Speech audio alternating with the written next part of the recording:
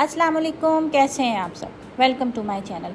आज मैं आप लोगों के साथ शेयर कर रही हूँ जी एक बहुत ही मज़ेदार और इजी टी टाइम केक की रेसिपी, जिसे हम बग़ैर ओवन के बनाएंगे।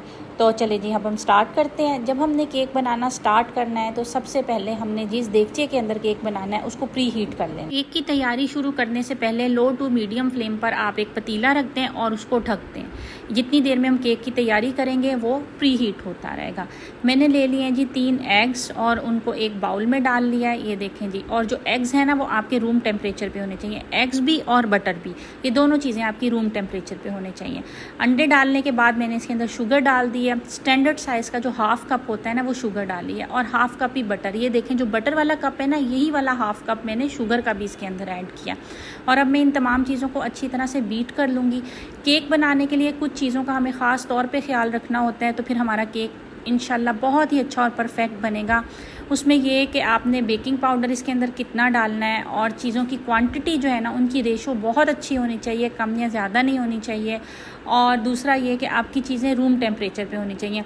आपके एग्स और आपका बटर फ्रिज में से निकला हुआ नहीं होना चाहिए। आप इसे काफ़ी देर के लिए निकाल के पहले से रख दें, और रूम टेम्परेचर के ऊपर आपकी जब चीज़ें आ जाएँ तो उस वक्त आप इसे बनाना स्टार्ट करें। पहले हम वेट इंग्रेडिएंट्स को रेडी कर रहे हैं। जब हमारे वेट इंग्रेडिएंट्स रेडी हो जाएंगे तो उसके बाद हम ड्राई इंग्रेडिएंट्स को करेंगे। अब मैंने ये एग्स वाले बैटर के अंदर डाल दिया है जी वनीला एसेंस। मैंने 3 to 4 ड्रॉप्स इसके अंदर वनीला एसेंस के डाले हैं, और मैं थोड़ा सा इसके अंदर डाल रही हूँ जी फूड कलर। आपके पास लिक्विड फूड कलर है तो आप वो डाल लें, पाउडर वाला है तो वो डाल लें, कोई प्रॉब्लम नहीं है। वनीला एसेंस हम लोग इसलिए डालते हैं कि एग्स के अंदर जो स्मेल होती है थोड़ी बहुत वो ख़त्म हो जाती है, और एक बहुत अच्छा सा फ्लेवर आने लग जाता है। और फूड कलर मैंने इसलिए डाला है कि केक का कलर बहुत प्यारा सा आ जाएगा, वरना वो बहुत लाइट सा आता है। और इनको भी डाल के अच्छी तरह से बीट कर लेंगे ताकि ये तमाम चीज़ें इसके अंदर मिक्स हो जाएं, और इनको हमने बीट अच्छी तरह से करना है। बाद आती है जी ड्राई इंग्रेडिएंट्स की बारी। अब मैंने एक स्ट्रेनर ले लिया है और उसको मैंने रख दिया इन एग्स के ऊपर, और अब मैं इसके अंदर डालूंगी मैदा। 1 कप मैंने स्टैंडर्ड साइज़ का इसके अंदर मैदा डाला है, और मैंने आपको दिखाया है कि लेवल कप आपने मैदे का डालना है। आपने बिल्कुल भर के ऊपर तक नहीं डालना, लेवल होना चाहिए। वो मैंने इसके अंदर मैदा ऐड कर दिया है, और अब इसके बाद मैं इसके अंदर नमक ऐड करूँगी। थोड़ा सा नमक ऐड करना है आपने, चुटकी भर नमक ऐड करना है, ज़्यादा नमक ऐड नहीं करना। ये भी इसके फ्लेवर को बैलेंस करने के लिए होता है, अच्छा फ्लेवर आता है। नमक डालने के बाद अब मैं इसके ऊपर डालूंगी बेकिंग पाउडर। 2 टीस्पून मैंने इसके अंदर बेकिंग पाउडर के डाले हैं, लेकिन वो भी बहुत भर भर के नहीं डालना है, आपने बहुत हल्के हाथ से लाइट सा डालना है। वो डाल दिया, यानी कि आपने लेवल स्पून डालना है, ऊपर तक भरा हुआ स्पून नहीं डालना। जिस तरह से हमने मैदा डाला है उसी तरह से आपने बेकिंग पाउडर डालना है। और अब इसको हम इस तरह से छान लेंगे। छानने का मकसद ये है कि इसके अंदर जो भी ड्राई इंग्रेडिएंट्स होते हैं वो इक्वली डिस्ट्रीब्यूट हो जाते हैं। उसके अलावा इसके अंदर थोड़ी सी एयर डेवलप हो जाती है, जिसकी वजह से केक बहुत अच्छा बनता है, और इसके अंदर लम्स बनने के चांसेस बहुत कम होते हैं। अब ये तमाम चीज़ें डालने के बाद हम इसको हल्के हाथ से अच्छी तरह से मिक्स कर लेंगे। बस इस वक्त हमने इसकी मिक्सिंग करनी है ताकि इसके अंदर लम्स ना बने और ये अच्छी तरह से तमाम चीज़ें मिक्स हो जाएं। ये देखें मैं आपके सामने इनको मिक्स कर रही हूँ। बस इस तरह से आप हल्के हाथ से इसको मिक्स करते जाएं।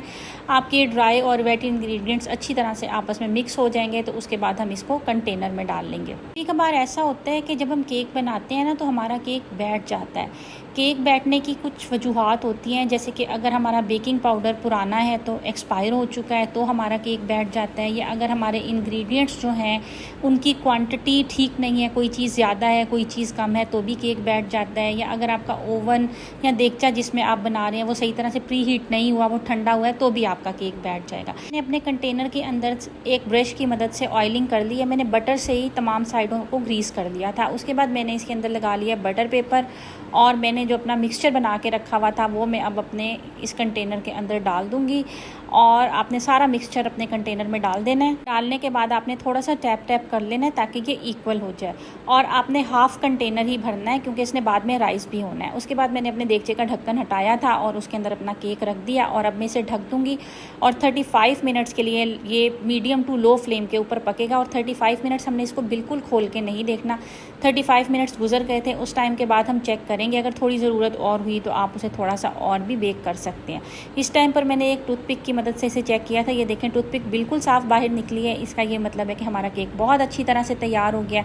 अब केक को मैंने बाहर निकाल लिया। अब इसे थोड़ी देर के लिए ठंडा होने के लिए रखेंगे। इसे मैं ढक के रख दूँगी तकरीबन आधे से पौने घंटे के लिए। केक को ढकना इस वजह से होता है क्योंकि इसका जो मॉइस्चर है ना वो ख़राब हो जाता है और केक ड्राई हो जाता है। जब तक केक ठंडा नहीं होता उतनी देर के लिए हम इसे ढक के ही रखते हैं। ये देखें जी, मैंने अब केक को निकाल लिया है। केक ठंडा हो गया था और अब मैं बटर पेपर हटा रही हूँ और आप देखें केक माशाल्लाह माशाल्लाह कितना अच्छा बन के तैयार हुआ है। बिल्कुल भी ये ओवर कुक नहीं हुआ, ना ये अंडर कुक है, बहुत अच्छा ज़बरदस्त बना था। अब मैं इस वक्त इसकी कटिंग कर लूँगी। आपको केक की कटिंग होने से भी पता चल रहा होगा कि केक कितना सॉफ्ट है, और केक इतना सॉफ्ट और परफेक्ट होने की वजह यही है क्योंकि इसके अंदर जितने भी इंग्रेडिएंट्स गए थे वो सब बहुत ही मुनासिब क्वांटिटी में थे। ये देखें केक कितना सॉफ्ट है, बहुत ही सॉफ्ट, बहुत ही अच्छा और माशाल्लाह बहुत ही अच्छे टेस्ट का केक बन के तैयार हुआ था। आप लोग भी इस रेसिपी को ज़रूर ट्राई कीजिएगा और कमेंट सेक्शन में मुझे बताइएगा कि आप लोगों को मेरी ये रेसिपी कैसी लगी, और मेरे चैनल को लाइक और सब्सक्राइब कर दें और बेल आइकन को प्रेस कर दें ताकि आइंदा भी आप लोगों को मेरी इसी तरह की अच्छी और मज़े की रेसिपीज़ मिलती रहें। Thank you.